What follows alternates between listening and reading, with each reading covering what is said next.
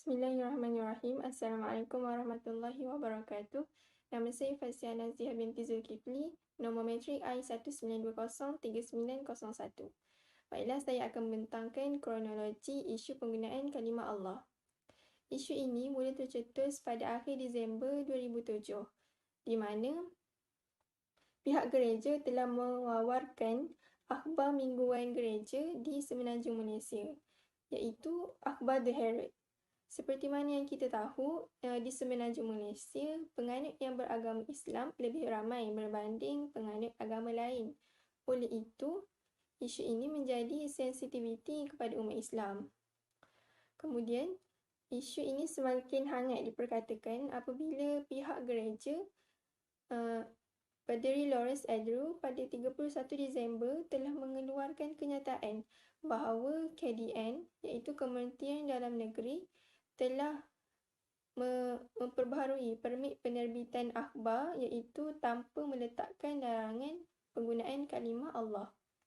Kemudian, KDN telah mengeluarkan kenyataan bahawa larangan yang telah dikuasakan pada 1 November 2006 masih dikekalkan. Kemudian, pada 3 Januari 2008, Menteri di Jabatan Perdana Menteri telah mengadakan mesyuarat Kabinet Malaysia dan daripada mesyuarat tersebut telah mengeluarkan keputusan bahawa penganut agama lain tidak dibenarkan menggunakan kalimah Allah selain penganut Islam. Rentetan daripada keputusan tersebut, pada 16 Februari 2009, pihak gereja Katolik telah memfailkan permohonan semakan kehakiman di Mahkamah Tinggi. Kemudian Mahkamah Tinggi memutuskan pihak The Herald mempunyai hak dari sudut perlembagaan untuk menggunakan kalimah tersebut selagi mana akhbar yang mereka keluarkan tidak disebarkan kepada umat Islam. Kemudian pihak KDN telah memfailkan rayuan ke Mahkamah Rayuan. Mahkamah Rayuan telah memutuskan bahawa The Herald dilarang menggunakan kalimah Allah dalam penerbitan mereka. Namun begitu, pihak gereja masih tidak berputus asa untuk terus-menerus melakukan memfailkan permohonan. Ketika isu itu semakin diperkatakan, timbul juga isu yang lebih kurang sama, iaitu isu cakera padat kalimah Allah. Isu ini berlaku kepada Jill Island, iaitu seorang wanita Melanau, Sarawak yang memiliki cakera padat yang menggunakan kalimah Allah. Cakera padat miliknya itu telah dirampas di terminal tambang murah Sepang setibanya dia dari Indonesia. Cakera padat tersebut dirampas oleh pihak berkuasa. Pada 20 Ogos 2016, Jill Island telah memfailkan permohonan untuk menuntut semula pemulangan cakera padatnya yang telah dirampas. Kemudian pada tahun 2014, Mahkamah Tinggi membenarkan permohonan Jill Island. Kemudian isu penggunaan kalimah Allah ini semakin mendapat perhatian apabila pada 10 Mac 2021, Mahkamah Rayuan telah membenarkan penganut Kristian di seluruh negara menggunakan kalimah Allah dalam penerbitan mereka untuk menyebarkan agama mereka. Bukan sahaja perkataan Allah, malah perkataan yang dibenarkan ialah Kaabah, Baitullah dan solat. Kemudian pada 15 Mac 2021, pihak kerajaan dan KDN telah memfailkan rayuan berikutan keputusan yang dikeluarkan oleh mahkamah. Kemudian mahkamah telah memutuskan isu ini dibicarakan pada 29 Oktober 2021. Namun ketika 29 Oktober 2021, perbicaraan ini tidak dilakukan dan akan dipinda ke tarikh yang akan dimaklumkan kelak. Seterusnya, saya akan membentangkan pandangan Islam mengenai isu penggunaan kalimah Allah. Menerusi isu ini, terdapat dua pandangan, iaitu pandangan yang membenarkan penganut agama lain menggunakan kalimah Allah, dan pendapat yang kedua ialah melarang penganut agama lain menggunakan kalimah Allah. Kedua-dua pandangan ini mempunyai argumentasinya tersendiri. Saya terangkan pandangan yang pertama, iaitu pandangan yang membenarkan. Hujah pandangan yang membenarkan ini ialah berdasarkan sebuah hadis yang menceritakan termeterainya perjanjian Hudaibiyah. Ketika perjanjian Hudaibiyah ditermeterai, Rasulullah SAW dan Suhaib bin Amru berada di perjanjian tersebut. Kemudian Rasulullah telah meminta Ali bin Abi Talib untuk memulakan perjanjian tersebut dengan kalimah Bismillahirrahmanirrahim. Kemudian Suhaib bin Amru telah membantah. Dia menginginkan perjanjian tersebut dimulakan dengan kalimah Allah yang difahami dengan pemahaman mereka, iaitu lafaz Bismikallahumma. Dan pada ketika itu Rasulullah membenarkan permintaan Suhaib bin Amru. Berdasarkan hadis ini, pandangan yang membenarkan telah menunjukkan bahawa Rasulullah membenarkan kalimah Allah digunakan kepada penganut bukan beragama Islam. Dan penganut agama lafaz kalimah Allah bukan sahaja boleh digunakan oleh penganut Islam, malah harus digunakan untuk penganut agama lain. Selain itu, hal ini kerana hanya Allah sahaja yang mengetahui isi hati dan niat penganut agama lain apabila mereka menuturkan kalimah Allah. Seterusnya, pandangan kedua iaitu pandangan yang melarang.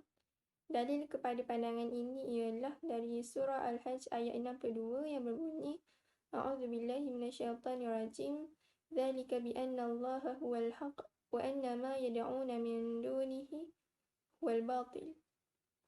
Yang bermaksud kuasa Allah yang demikian itu adalah kerana sesungguhnya Allah dialah Tuhan yang hak, dan sesungguhnya apa sahaja yang mereka seru selain Allah itulah yang batil. Berdasarkan ayat ini, ia menjelaskan bahawa hanya Allah, Tuhan yang selayaknya yang disembah. Allah yang memberi manfaat dan Allah juga lah yang memberi mudarat kepada makhluk yang dikehendakinya. Oleh itu, kalimah Allah sepatutnya diletakkan di tempat yang mulia dan tidak boleh disamakan dengan makhluk-makhluk yang lain. Maka pandangan ini menyatakan kalimah Allah itu hendaklah berada di tempatnya yang tersendiri. Baiklah, sekian daripada saya. Sekian, terima kasih. Nama diberi Nur Izzatu Ilya binti Ilyas, nombor metrik I192038663. Okey, saya teruskan dengan pandangan Kristian mengenai isu penggunaan kalimah Allah. Okey. Perkataan Allah tidak digunakan di dalam Taurat. Perkataan Allah tidak pernah terdapat di dalam bahasa Perjanjian Lama yang dikenali sebagai Taurat dan Perjanjian Baru yang dikenali sebagai Bible. Okey, hal ini demikian kerana bahasa Hebrew ditulis dalam Perjanjian Lama, manakala Perjanjian Baru pula ditulis dalam bahasa Greek. Okey, selain itu perkataan Hebrew yang membawa maksud Tuhan, iaitu Elohim dan juga Yahweh, manakala di dalam bahasa Greek pula istilah Theos digunakan untuk membawa maksud Tuhan. Baik, seterusnya pendapat tokoh-tokoh Kristian. Okey, yang pertama, seorang tokoh dari gereja Roman Katolik iaitu Dave Armstrong menyatakan di dalam artikelnya yang bertajuk Does the Catholic Church Equate Allah and Yahweh? Maksudnya di sini, adakah gereja Katolik ini menyamakan Allah dan Yahudi? Okey, hakikatnya tidak mungkin untuk menyamakan Allah dan Yahweh kerana kita beriman kepada Tuhan yang terdiri daripada 3 kesatuan dan Muslim dan Yahudi. Tidak demikian. Okey, yang ini yang terdapat di dalam artikel tersebutlah. Okey, seterusnya sebuah tajuk artikel yang dinukilkan oleh seorang mubaligh Kristian iaitu Sam Shamoun, Allah of Islam is He Yahweh God of the Bible, untuk menyangka dakwaan Syekh Jalal Abu Al-Rab bahawa Allah adalah Tuhan dalam Alkitab dalam bukunya The Prophet of Mercy. Baik, seterusnya pengarah komunikasi National Baptist Convention and Mobile Gereja Baptist iaitu Rob Phillips melalui artikelnya yang bertajuk Yahweh, the God of the Bible vs Allah, the God of the Quran, menyatakan bahawa Allah bukanlah Tuhan yang dinyatakan dalam Alkitab. Okey, di samping itu, Presiden di Southern Baptist Theological Seminary iaitu Dr. Albert Mohler JR mempertikaikan saranan penganut Kristian menggunakan nama Allah kerana yang pertama, berisiko menimbulkan masalah besar kepada penganut Islam dan Kristian. Okey, yang seterusnya, ia juga menolak prinsip Trinity yang dibawa oleh Kristian dan Al-Quran. Secara jelas menegaskan Allah tidak mempunyai anak. Okey, ini yang mana kita sedia maklumlah, yang kita tahu. Okey, yang terakhir, upacara pembaptisan dimulakan dengan ayat In the name of the Father and of the Son and of the Holy Spirit. Okey, pembaptisan ni pada umumnya merujuk kepada upacara amal penyucian air yang diamalkan oleh banyak agama termasuk agama Kristian, Mandaeanism dan Sikhism. Pembaptisan Kristian berasal daripada mikvah iaitu salah satu upacara amal agama Yahudi.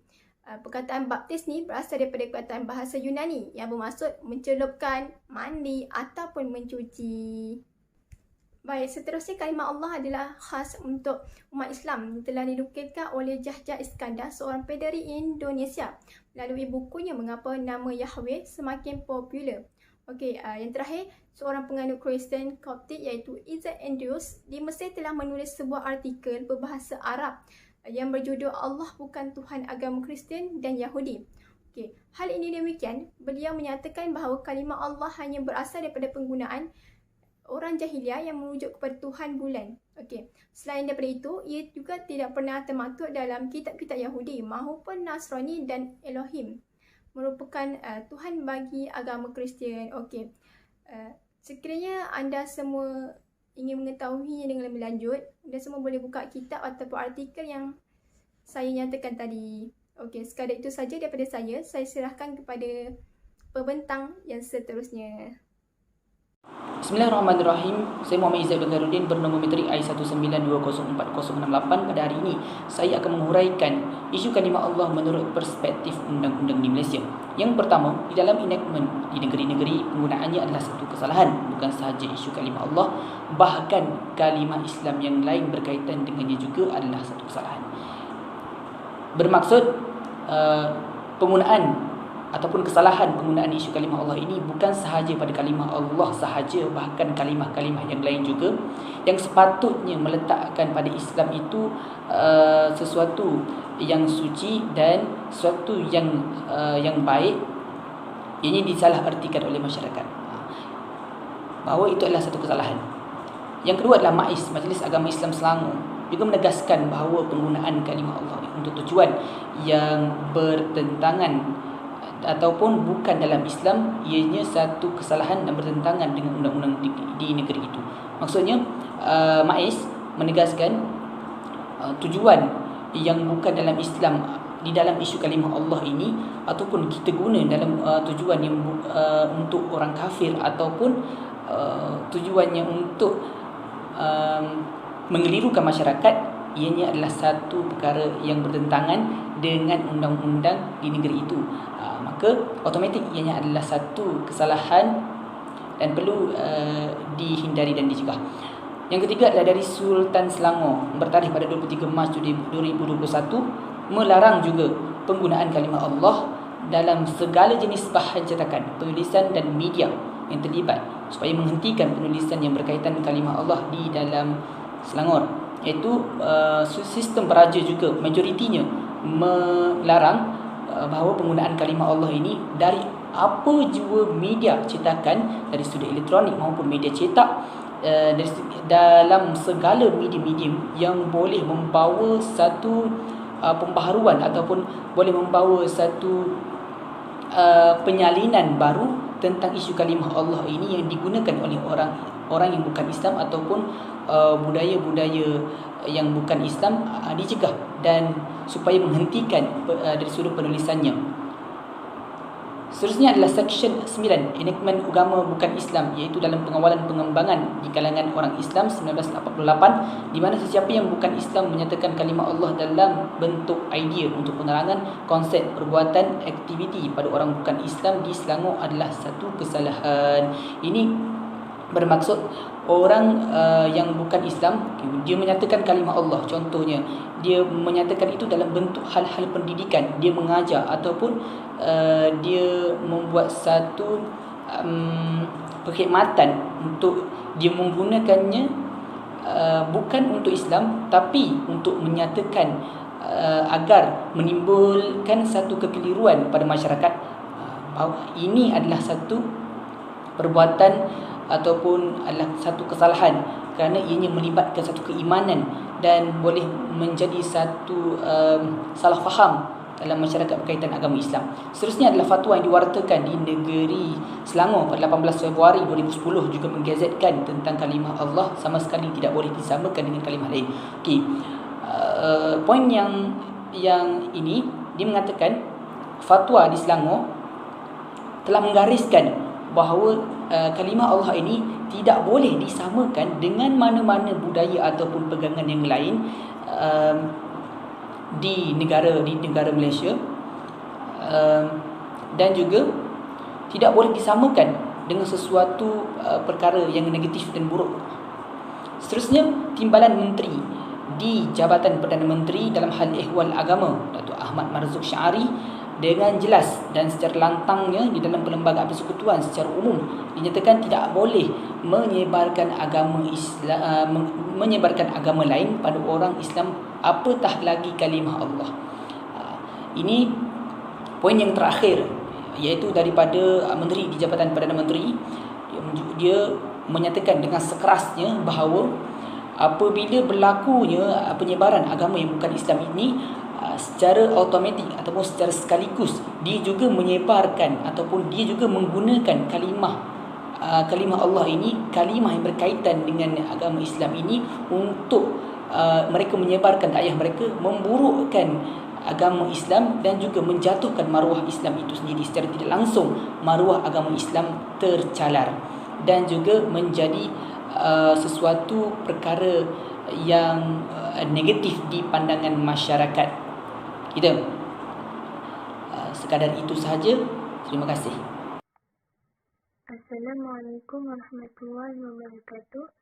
Saya Siti Atira binti Muhammad Saini, nombor matrik I192038550. Saya akan meneruskan penerangan mengenai peranan beliau dalam isu kalimah Allah. Okay. Golongan belia adalah golongan yang akan mewarisi tampuk kepimpinan negara pada masa hadapan. Dan salah satu agenda utama dalam sesebuah negara adalah pembangunan dan pembinaan jati diri seseorang individu, yakni belia. Okay.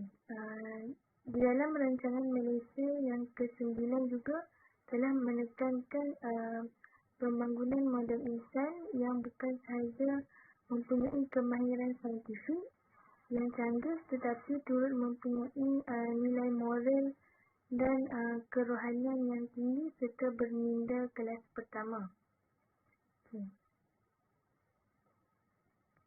Menurut perspektif Islam, belia ini dikaitkan dengan umur baligh, di mana usia baligh dan akal sempurna sebagai faktor penentu.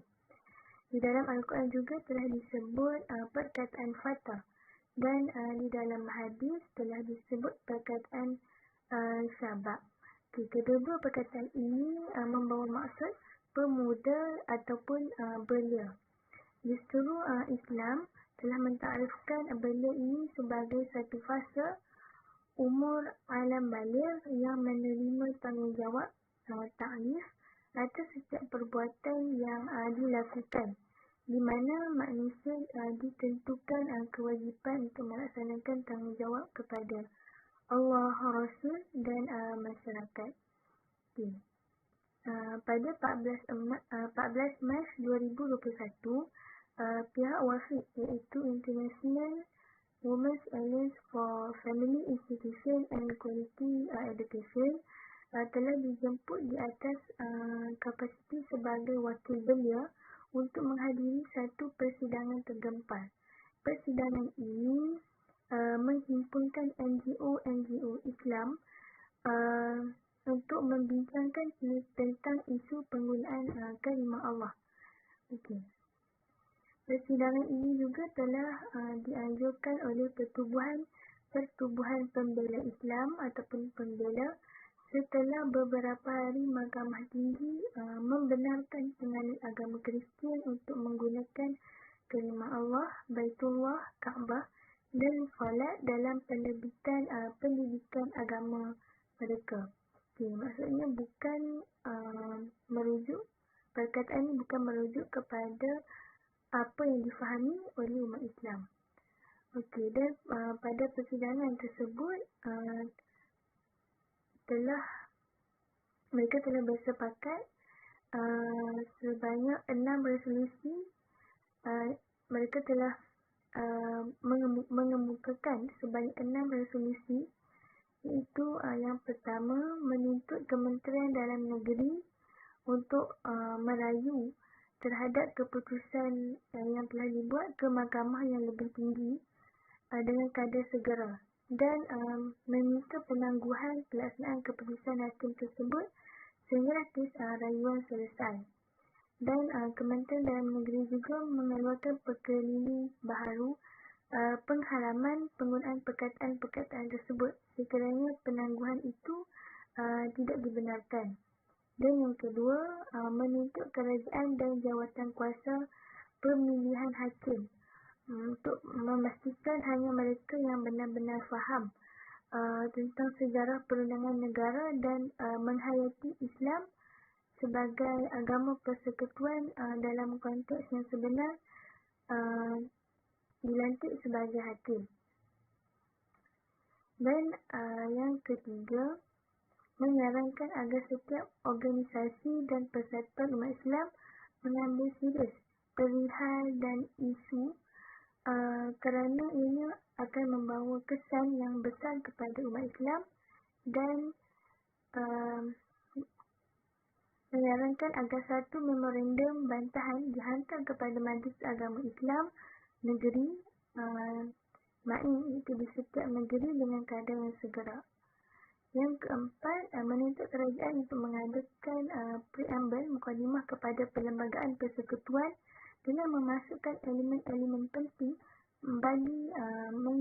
bagi menjaga keutuhan Islam.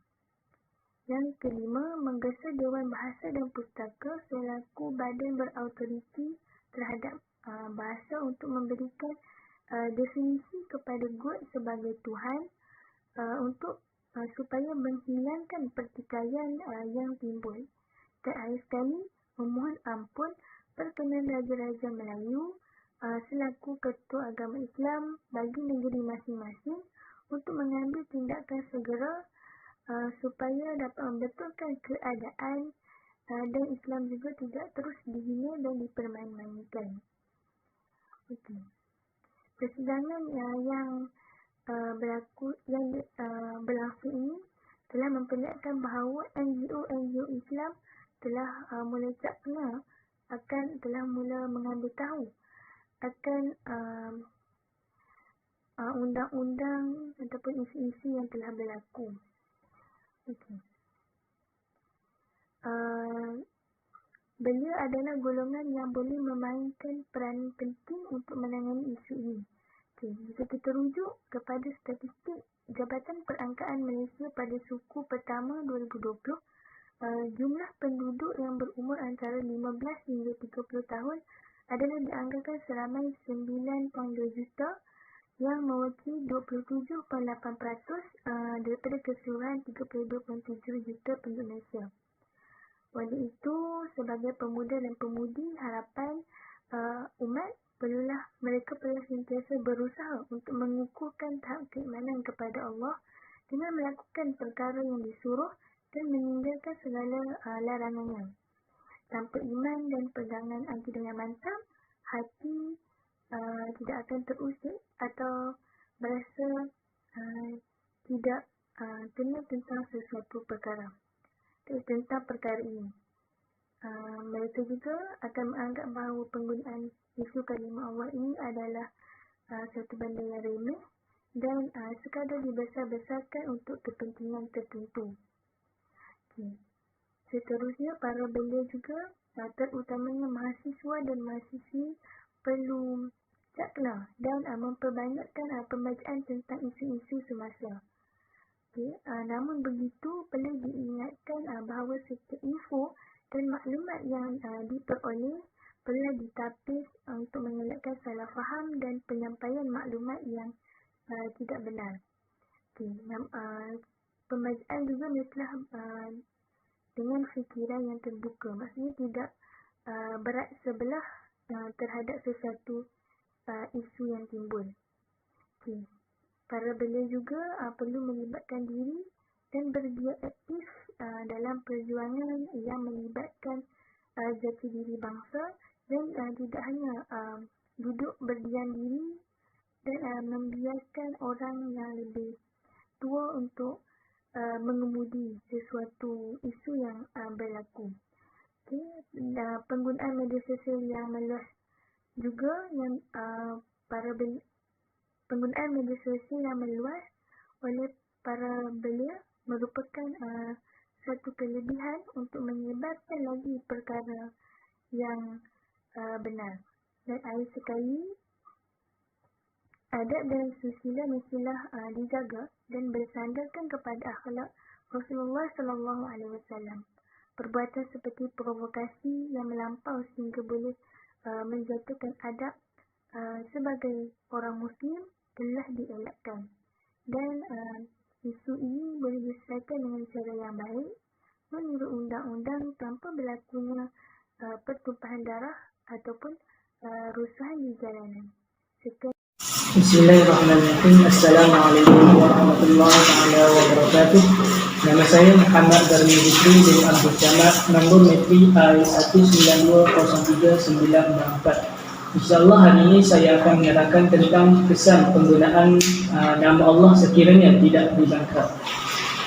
Jadi umat Islam di Malaysia ini perlu sedar terhadap realiti yang sedang berlaku di negara kita hingga memburukkan lagi suasana ataupun keadaan untuk menangani isu penggunaan nama Allah di kalangan orang bukan Islam. Jadi banyak perkara ataupun banyak kesan yang akan berlaku sekiranya isu kalimah Allah ini tidak dibanteras oleh orang tertentu kerana ia akan memberi kesan yang buruk kepada umat Islam dari segi agama, sosial, politik dan juga budaya. Jadi kita tengok kepada dari segi agama ialah di mana agama Islam ini telah diiktiraf sebagai agama Islam, agama rasmi negara ini sejak merdekanya kita daripada jajahan. Walaupun agama-agama lain diiktiraf oleh negara ini, tetapi amalan-amalan Islam ini menjadi panduan utama dalam melaksanakan tugas-tugas meneragui negara ini. Jadi kesan kepada agama sekiranya isu kalimah Allah ini tidak dibanteras ataupun dipermainkan, ialah ia akan menjejaskan akidah dan pemikiran umat Islam dan ia juga melunturkan jati diri dan izzah dalam beragama sekaligus merapuhkan lagi pegangan akidah bagi masyarakat awam yang kurang tentang isu agama Islam. Selain itu juga ia juga akan menimbulkan kekeliruan dan pemahaman khususnya bagi kelompok kanak-kanak dan mereka yang baru untuk mengenali agama Islam dan akan mendedahkan agama ini kepada gerakan propaganda ke arah menjatuhkan syiar Islam. Jadi kita sebagai umat Islam ini perlulah sebulat suara untuk mempertahankan agama Islam kerana inilah yang diperintahkan oleh Allah Subhanahu Wa Taala dan juga Sayyidina Muhammad sallallahu alaihi wasallam. Okey, kita tengok kesan yang kedua ialah dari segi sosial, di mana salah satu impak media sosial ialah masyarakat terutamanya remaja ini mudah terpengaruh dengan perkara yang tular di media sosial seperti di Instagram, Facebook dan juga WhatsApp. Dan mereka ini mencuba untuk memahami agama lain ataupun berkaitan ibadah tanpa menghiraukan kesan negatif yang akan berlaku kepada mereka. Jadi dalam media sosial ini akan menimbulkan rasa kurang senang ataupun suasana yang tidak sihat dalam hubungan antara agama. Lalu ia akan mengancamkan dari segi keselamatan, keamanan dan juga keharmonian apabila wujudnya kumpulan yang taksub dengan pendapat masing-masing, dan seterusnya akan melahirkan kecelaruan di media cetak ataupun di media elektronik tentang penggunaan nama Allah ini. Dan ia akan terus mewujudkan manipulasi media yang menggalakkan berlakunya fitnah dan juga salah faham berkaitan tentang agama. Jadi gejala sosial dalam komuniti Islam ini kebanyakannya berlaku di peringkat remaja ataupun semasa anak-anak di bangku persekolahan, yang mana masalah yang dihadapi ini tidak dibantras ataupun tidak dibendunglah dan dicegah daripada akar umbi, di mana golongan dewasa tidak kiralah dari sama ada daripada kerajaan, ibu bapa, pendidik serta mereka yang lebih matang ini tidak memulakan untuk membendung ataupun menyelesaikan permasalahan ini. Jadi pengawasan yang tidak berlaku ia akan menjadikan anak-anak kita ini ataupun remaja-remaja di luar sana mudah terjebak ke arah kancah maksiat dan juga perbuatan negatif, sekaligus dapat memberi impak yang negatiflah terhadap agama Islam maupun dari segi pemikiran mereka. Okey, kesan yang terakhir ialah dari segi budaya, di mana budaya Melayu ini merupakan asas utama bagi manusia Melayu untuk menjalani kehidupan bermasyarakat, di mana telah mampu bertahan lama dan berinteraksi dengan pelbagai budaya yang berbeza, sama ada budaya Arab, India, Parsi, Cina dan juga Eropah, di mana ia mengandungi beberapa perkara yang terbentuk daripada gabungan budi dan daya manusia melalui elemen budaya, merangkumi persoalan bahasa, formula dan juga norma kehidupan. Jadi kesan yang akan berlaku kepada budaya dari segi budaya ialah akan mewujudkan persaingan sihat dan juga tidak sihat antara umat Islam dan juga orang bukan Islam untuk mengetegahkan ataupun untuk memberi hujah dan juga memperjuangkan akidah masing-masing dan juga mengubah cara berfikir masyarakat Malaysia dalam mengendali hal dan juga berkaitan agama ataupun maklumat agama. Jadi bagi mengelakkan berlakunya seperkara yang tidak diingini, maka kita sebagai rakyat Malaysia kita perlulah mengamalkan budaya yang sihat untuk mengelakkan perpecahan antara kaum, perbezaan pendapat khususnya dalam institusi agama dan dalam kes kalimah Allah ini. Jadi itu saja daripada saya. Wallahu taala alam. Assalamualaikum warahmatullahi taala wabarakatuh. Bismillahirrahmanirrahim. Assalamualaikum warahmatullahi wabarakatuh. Nama saya Nur Syafiqah binti Samsul Kamal, nombor metrik I192038778. Okey, baiklah, saya akan menyambung di bawah cara menanggani. Okey, peranan media kepada khalayak. Okey, yang pertama adalah di bawah akhbar, di mana media seringkali dianggap sebagai alat yang berpengaruh kerana ia berkaitan dengan bahasa yang digunakan dalam penyampaian sesuatu mesej, yang mana bahasa adalah alat yang berkuasa apabila digunakan secara sedar dan secara sengaja untuk mengukuhkan dan memanipulasikan sesuatu mesej. Contohnya, media cetak adalah sebuah medium bahasa yang mana salah satu daripada medium yang paling penting bagi pertukaran idea. Terdapat juga pandangan yang mengatakan media menghasilkan dan menyalurkan maklumat atau mesej kepada khalayak ramai, dan mesej-mesej ini akan dilihat, diguna ataupun difahami oleh penonton, seterusnya akan mempengaruhi mereka. Oleh yang demikian, media dilihat mempunyai kesan yang sangat kuat dalam mempengaruhi minda khalayak yang menggunakannya. Okey, jadi hal ini adalah untuk kita menyedari bahawa agenda yang dibicarakan oleh khalayak ini adalah disebabkan oleh peranan yang dimainkan oleh pengampang akbar. Pengampang mempunyai tanggungjawab untuk menentukan agenda media kepada khalayak. Tugas pengampang ini menyebabkan media yang berlainan menunjukkan sisi ataupun aspek tertentu kepada khalayak. Media ini akan terlepas daripada sikap berat sebelah yang mana berkaitan dengan ideologi, politik, ekonomi, sosial, budaya, bahkan agama itu sendiri mengikut kumpulan oleh sesebuah akhbar itu. Namun begitu, bagi kes ini penggunaan kalimah Allah dalam kalangan Kristian, pihak akhbar perlulah mengeluarkan rentetan permasalahan yang berlaku. Mereka juga boleh mengeluarkan pandangan-pandangan yang telah jelas oleh para agamawan yang berkaitan dengan isu ini. Yang mana pandangan yang membenarkan serta pandangan yang tidak membenarkan penggunaan kalimah Allah. Berdasarkan cara ini, orang ramai dapat mengetahui dan tidak akan menimbulkan pertelingkahan di antara agama masing-masing.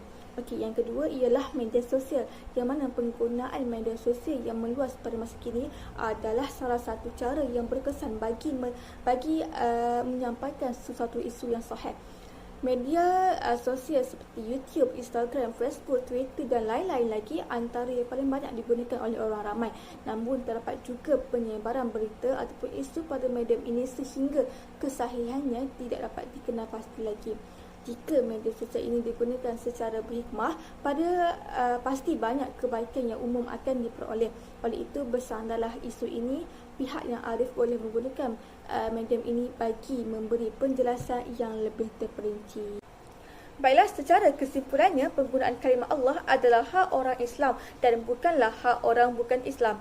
Jadi, umat Islam mempunyai hak dan tanggungjawab untuk mempertahankannya. Masyarakat bukan Islam sepatutnya menghormati hak umat Islam dan menjaga sensitivitinya. Okey, seterusnya, berwaspada dengan taktik cubaan dan strategi gerakan musuh Islam yang mana sentiasa tidak reda dan berusaha untuk menghancurkan umat Islam selagi umat Islam tidak mengikut jejak langkah mereka. Seterusnya, elakkan kepentingan tertentu dalam menangani isu sebegini.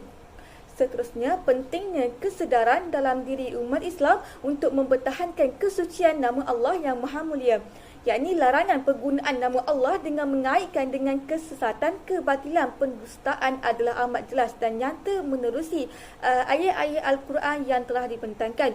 Umat Islam perlu tegas dalam menjaga kesucian dan identiti agama kerana bersikap terlalu terbuka sehingga membenarkan perkara-perkara yang menjadi hak Islam disalahgunakan oleh orang bukan Islam, yang mana ianya merupakan perkara yang sangat membahayakan kerana matlamat utama Kristian adalah untuk menggunakan kalimah Allah bagi mengelirukan umat Islam dan menyatakan bahawa segala yang dibawa oleh orang Islam itu adalah salah. Jadi itu sahaja yang dapat dibincangkan dan yang dapat disimpulkan berdasarkan tajuk yang telah diberikan. Terima kasih daripada saya dan ahli grup yang lain.